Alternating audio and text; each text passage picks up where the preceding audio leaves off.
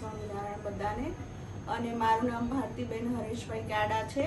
અમે અહીંયા શ્રી હરિ IVF હોસ્પિટલમાં છેલ્લા ટાઈમથી ટ્રીટમેન્ટ લેતા હતા અને આમનાથી જ અમારું ફેમિલી આજે કમ્પ્લીટ થયું છે. અને અમે છેક વડોદરાથી અહીંયા સુરત આવ્યા હતા લેવા માટે. અને અહીંયાના મેડમ અને સર તો એટલા બધા સારા છે કે અમને એવું ફીલ જ નથી થયું કે કોઈ ડૉક્ટર પાસે આવીએ છીએ. એટલું બધું કમ્ફર્ટેબલી અહીંયા ટ્રીટમેન્ટ આપે છે. અને મારી હિસ્ટ્રી તો બહુ લાંબી છે. અમે તો બહુ હેરાન થયા હતા ત્યાં. અને આ 8-9 વર્ષે મને આમનાથી જ આમની ટ્રીટમેન્ટથી જ આ બધું મળ્યું છે.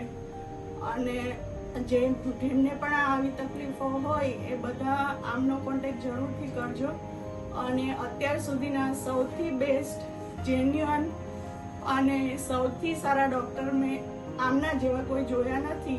તો તમે પ્લીઝ વિઝિટ કરજો. તમારા કોઈ બી પ્રોબ્લેમ માટે તમને ફ્રેન્ડલી સોલ્યુશન આપશે.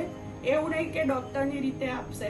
અને તમે તમારા બધા જ પ્રોબ્લેમ તમને આમની સાથે ડિસ્કસ કરી શકો છો એકદમ ફ્રેન્ડલી. Thank you. મારું નામ હરેશભાઈ પ્રજ્ઞભાઈ કાડા છે.